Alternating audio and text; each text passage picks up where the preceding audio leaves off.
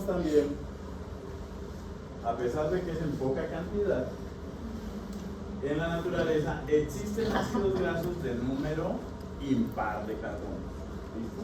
Siempre hablamos del ácido graso de 12, de 14, de 16, de 18, de 20, de 22 y casi nunca hablamos de los ácidos grasos de número impar. Existe el de 13, el de 15, el de 17, el de 21, pero esos ácidos grasos de número impar de carbonos, ¿sí?, son muy escasos en la naturaleza, pero cuando llegan al organismo, pues también, si son saturados o insaturados, también se van a metabolizar por beta oxidación. Entonces, si es un ácido graso, por ejemplo, pensemos en uno de 17 carbonos, entonces saturado, no le pongamos pues dobles enlaces para que nos quede más fácil. Entonces entra la beta oxidación. Primer ciclo de beta oxidación, salen 2 carbonos en forma de acetil-CoA. Me queda entonces uno de ¿cuántos? De 15, ¿no es cierto? Ese de 15 otra vez entra la beta oxidación, salen 2 carbonos en forma de acetil-CoA. Me queda entonces uno de 13. Y después del de 13 queda uno de 11. Y del de 11 uno de 9. Y el de 9 uno de 7. Y el de 7 salen otros 2 y queda uno de 5, que hace la beta oxidación. Y entonces el de 5, ¿qué queda? Queda uno de 2, lo normal. ¿Y el otro con qué queda? Con 3. Pues les presento al de 3. ¿Ya? Ese es el de 3, tiene 1, 2, 3 carbonos. Y es entonces el ácido propiónico. Y si está unido a la coenzima A, entonces se llama propionil-CoA. Y del propionil-CoA ya les hablé, les dije en la gluconeogénesis que podemos hacer glucosa a partir de este señor.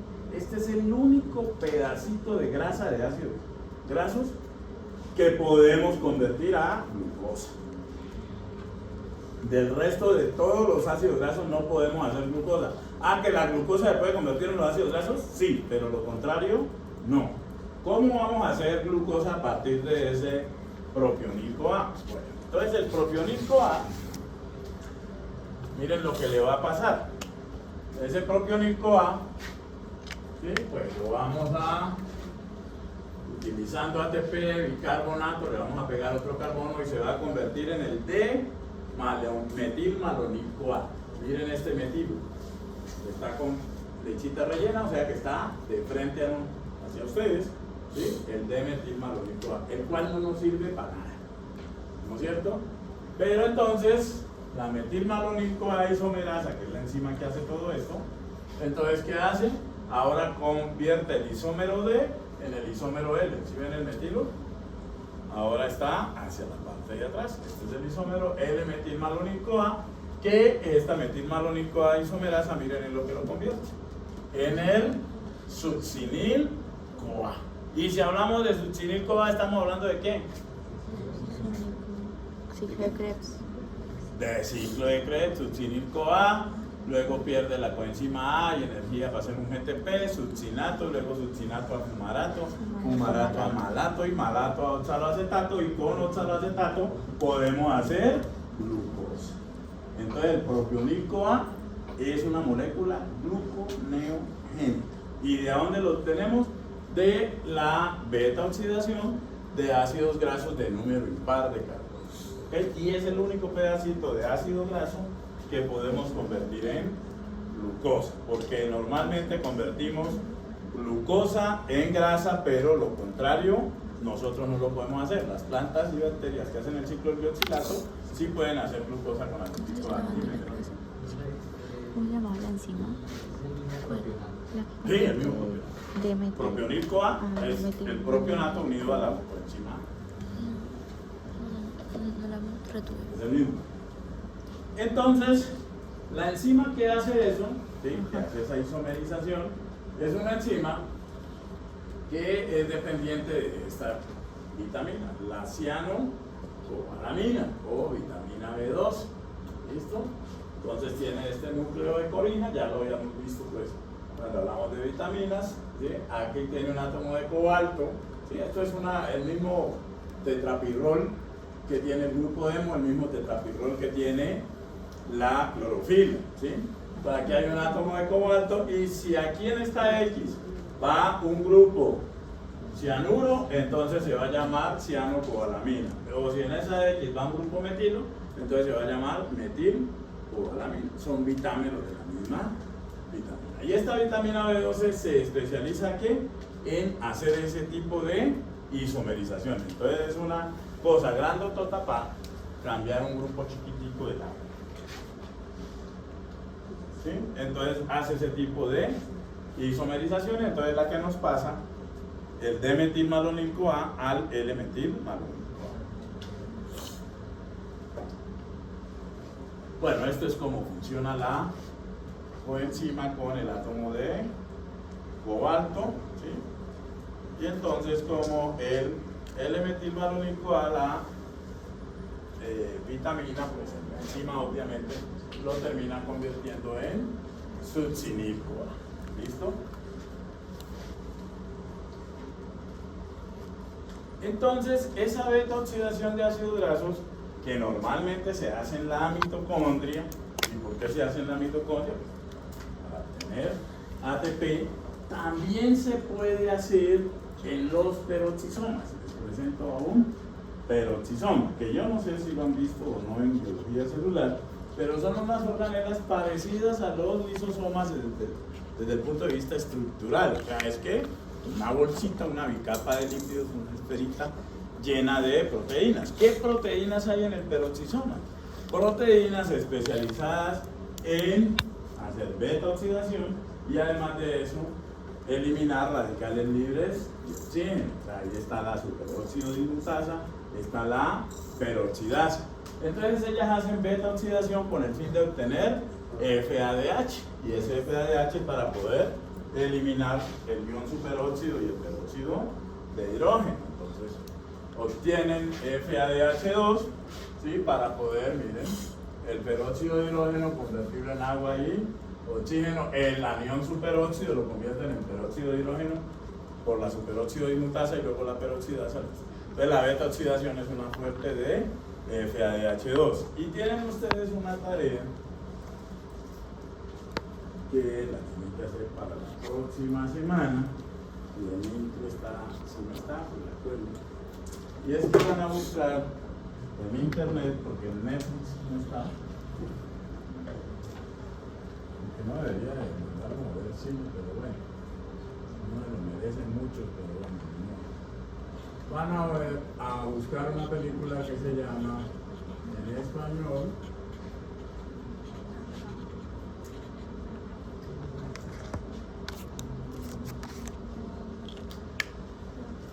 Un aceite para Lorenzo, o la buscan en inglés como Lorenzo's Oil. Bueno, mira, listo, el aceite de Lorenzo es un aceite para Lorenzo. Es una película que en internet la ubican, la hackean, así pues como hackean otras películas, ¿no es cierto? Y la van a ver. Y hay un taller que no sé si está en YouTube, creo que sí, ¿sí? Con unas preguntas acerca de esa película, lo tienen que responder. Es una película hollywoodense, por allá viejita, ustedes no habían nacido cuando esa película se estrenó, ¿sí? Una película de cartelera, así como los Avengers, ¿sí? Pero es una película que, pues no les adelanto porque pues, el estilo de la película, pero es una película muy bioquímica y en el contexto de fue realidad, ¿sí? Lorenzo murió hace poco, fue realidad, hicieron la película para que vean en el contexto bioquímica cómo estas cosas pues realmente afectan a la población. Si lo que creen es que yo pinto aquí nomás moléculas y todo eso, entonces si yo quiero ser es médico y este señor llega aquí es a mostrar un poco de moléculas y cosas y yo lo que necesito es ver sangre y además de eso poder tocar a la gente porque eso es lo que es ser médico, pues están totalmente equivocados. Ahí se van a dar cuenta que precisamente pudieron resolver el problema utilizando, adivinen qué, las moléculas, la bioquímica. Y el problema no lo resolvieron los médicos, porque como los médicos pensaban el problema, lo terminan resolviendo, no les digo. Ok, entonces, eso para que vean esa película. Es un muy buen complemento para este. Ok, entonces eso sería la oxidación de los ácidos grasos. Ok, la oxidación de los ácidos grasos. ¿Sí?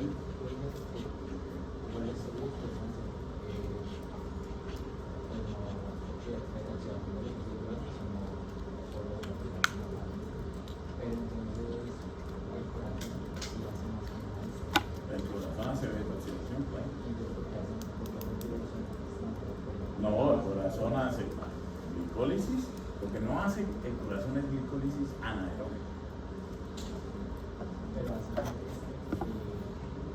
Claro, hace más ¿por qué razón? Porque el corazón está en actividad constantemente. Desde el día 1, desde el día no, ¿a qué semana empieza a latir el corazón? Desde allí hasta que se muere esa persona a los 70, 80 años, el corazón no deja de funcionar. Entonces el corazón prefiere como combustible ¿qué? Glucosa. Lógicamente si hay glucosa, entonces ¿qué hace con la glucosa? Aeróbica. Anaeróbica no. ¿Por qué razón no puede utilizar? Leyeron el artículo del ciclo de Krebs, ¿cierto? ¿Por qué razón no puede hacer el corazón glicólisis anaeróbica?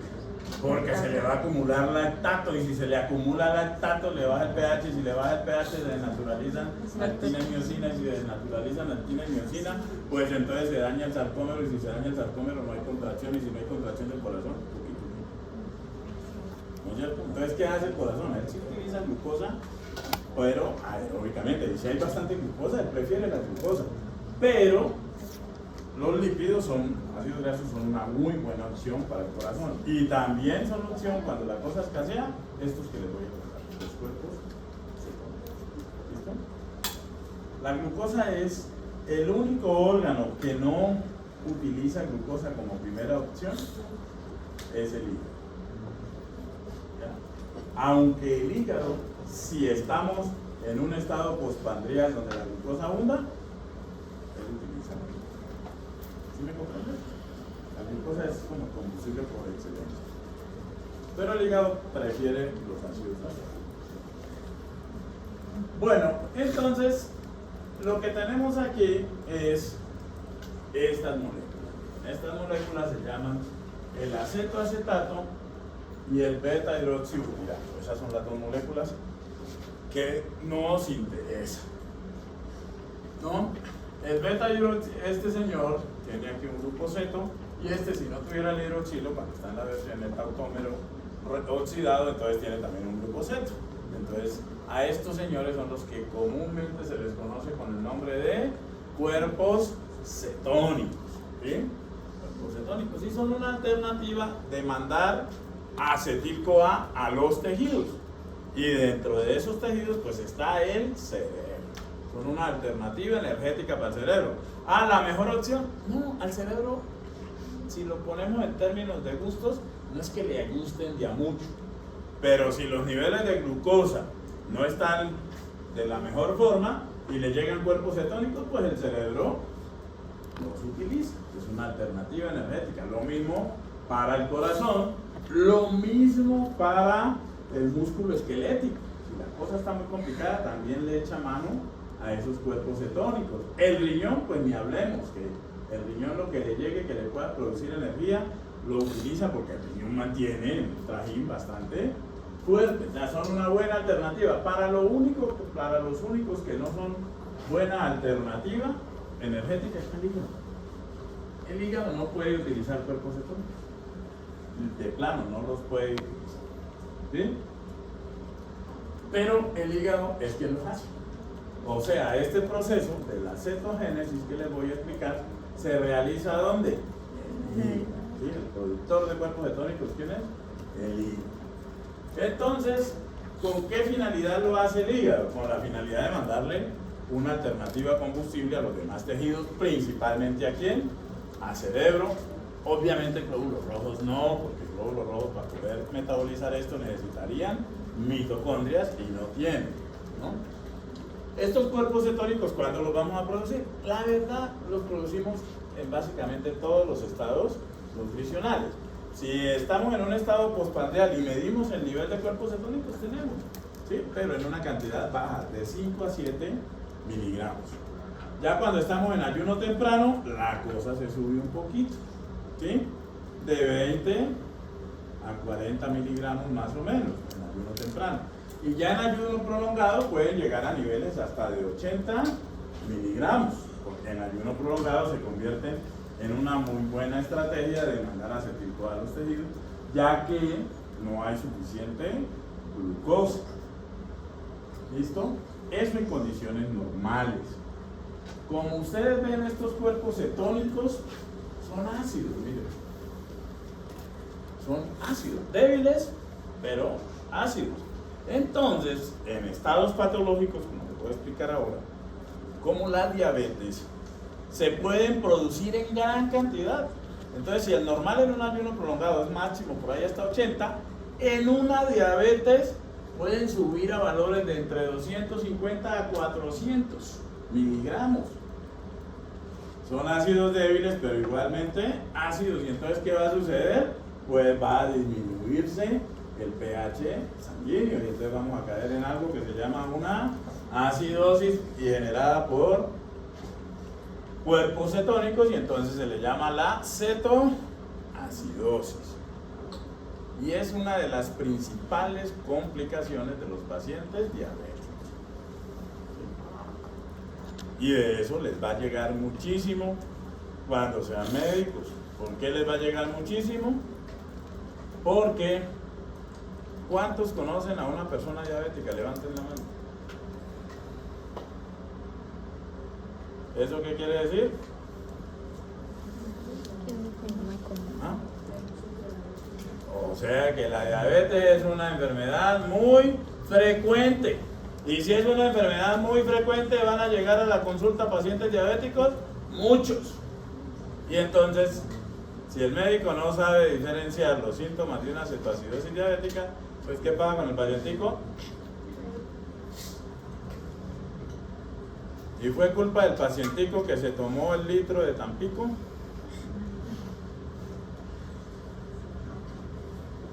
Pues sí, ¿no?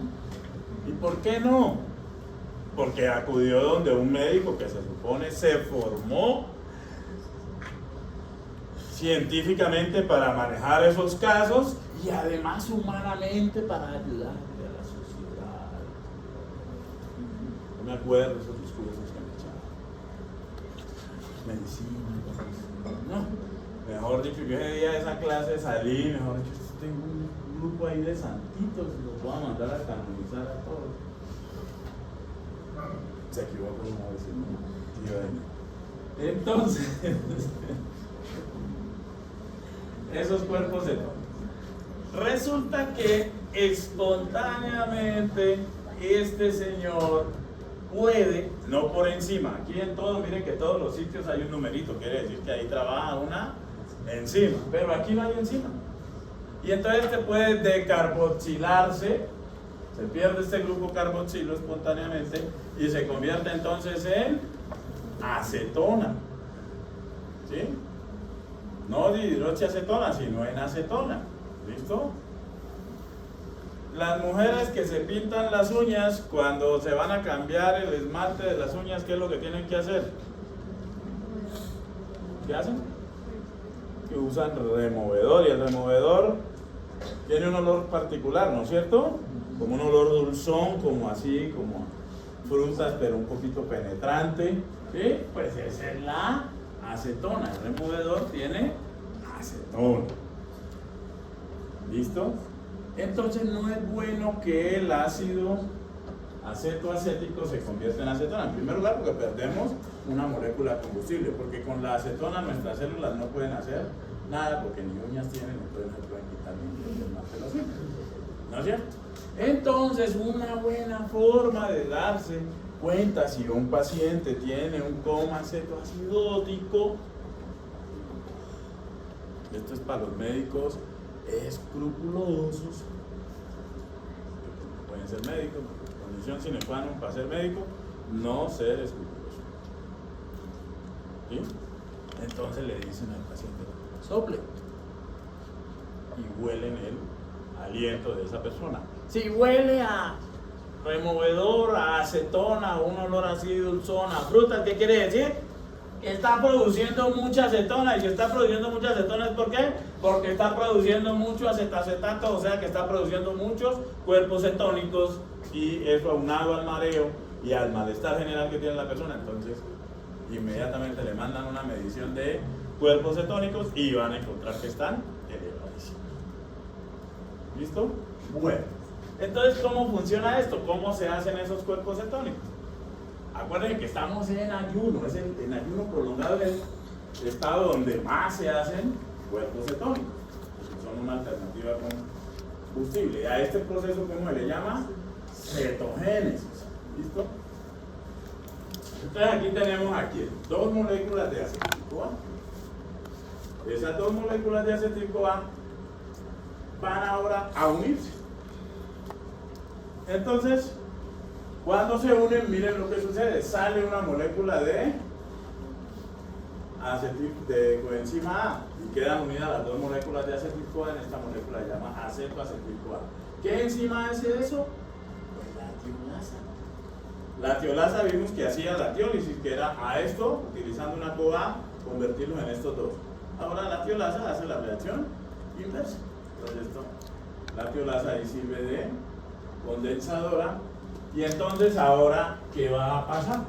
Viene otra molécula de acetil-CoA y se le va a unir a este acetoacetil-CoA, y entonces nos va a formar ahora un compuesto de 6 carbonos. Sale otra molécula de coenzima A, ¿sí? Y entonces nos queda, esto está sucediendo ¿en dónde? En la matriz mitocondrial. Recuerden que esto sucede en la matriz mitocondrial, porque utilizando los acetil-CoA que acabamos de generar a partir de la beta oxidación. Entonces se forma este compuesto, el 3-hidroxi. Miren, este es el carbono 1, el carbono 2, el carbono 3, 3-hidroxi, o también lo van a encontrar como beta-hidroxi, porque el carbono 3, acuérdense, en el mismo carbono beta. 3-metil, porque aquí tiene un grupo metilo. Glutaril, porque tiene 5 carbonos, CoA. 3-hidroxi, 3-metil, glutaril, CoA. Y entonces tiene 6 carbonos. Y entonces, ¿ahora qué sucede?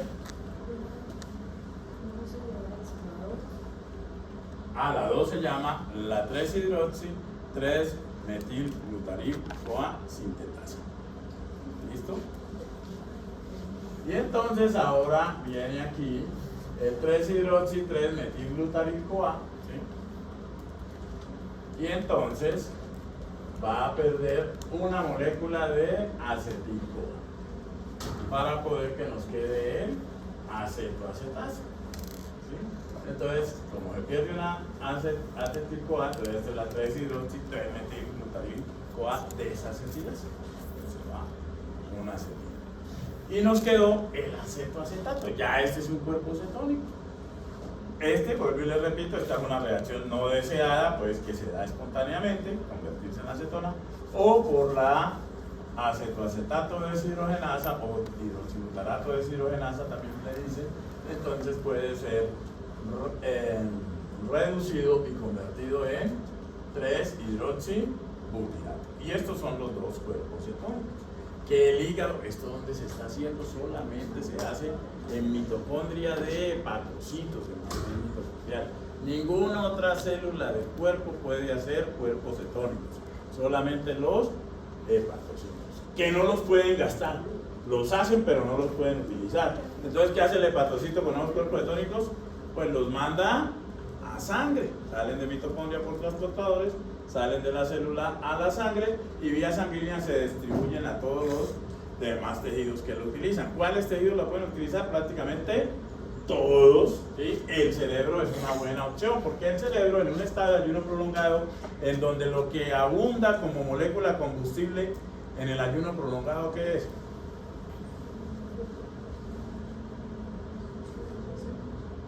¿Qué abunda como molécula combustible en el ayuno prolongado? Como principal molécula combustible, pues. Ácidos grasos, pues ácidos grasos.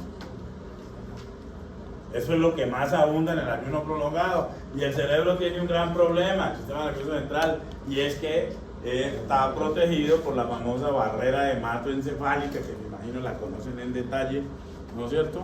Y por allí no pueden pasar los ácidos grasos. Entonces el cerebro no puede usar ácidos grasos. Entonces esto se convierte en una opción energética muy buena para el cerebro en el ayuno prolongado. ¿Ok? Perfecto. Entonces, miren lo que sucede en ayuno prolongado o en diabetes. Entonces, aquí está, como estamos en ayuno, vamos primero a analizarlo como ayuno prolongado. Como estamos en ayuno prolongado, entonces están produciéndose muchos ácidos grasos que van a llegar al hepatocito. ¿De dónde salen esos ácidos grasos? Pues ya sabemos, del tejido adiposo, llegan al hepatocito. Miren lo que hace el hepatocito con ellos.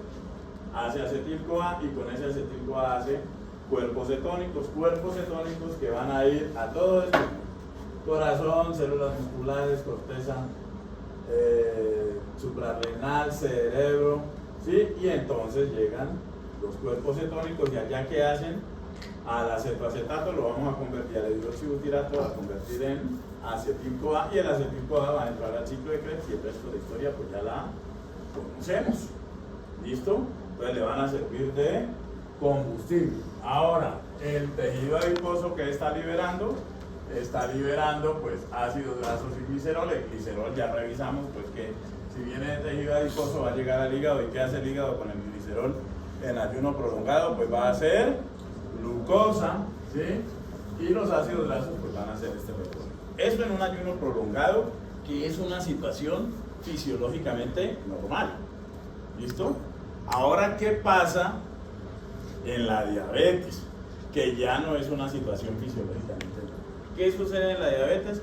El receptor de insulina está malo, entonces la insulina no está pudiendo llevar el mensaje.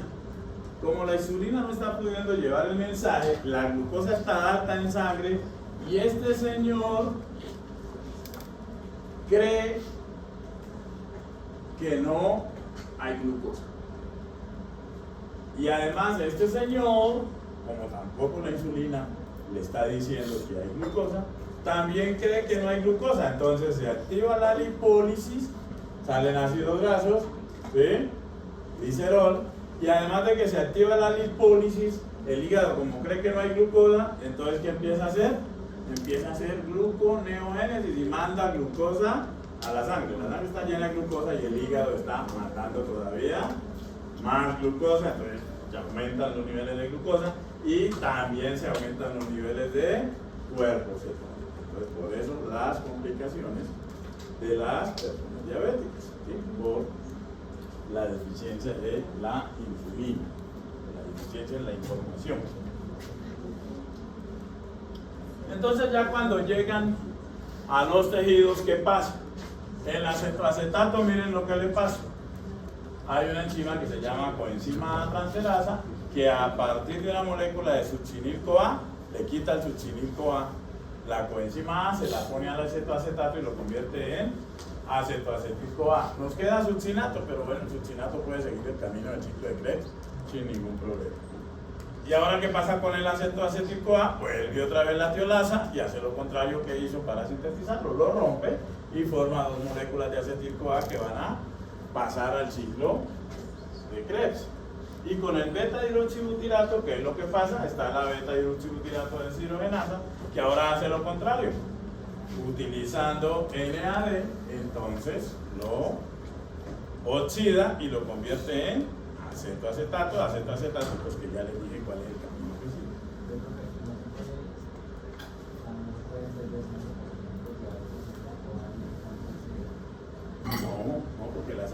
acuérdate cuál es el problema. Salir de ese punto. No, pero no hay necesidad. Ahora vas aquí porque lo que pasa es que la coenzima es una cosa grande. ¿Listo? Por eso es que está todo esto.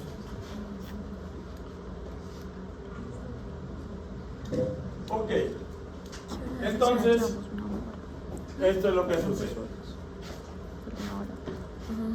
Cuando hay diabetes, entonces miren que el cerebro cree que no, el hígado cree que no hay glucosa, porque pues, está diciendo el hígado que está haciendo con los ácidos grasos libres, hace cuerpos cetónicos y estos cuerpos cetónicos producen pues, en mucha cantidad, porque cuando cree que no hay glucosa, entonces ellos en gran cantidad pues bajan el pH sanguíneo y entonces esto puede terminar en el coma diabético, ¿sí? Que es una de las principales complicaciones, y si ese coma diabético no es bien atendido, pues la persona se nos termina muriendo. ¿Listo? Ok.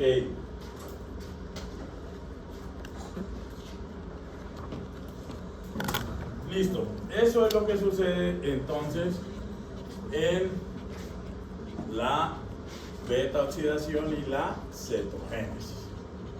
Vamos a revisar ahorita entonces la síntesis de ácidos grasos en la última media hora. Entonces revisamos el juicio. ¿Listo? Ok.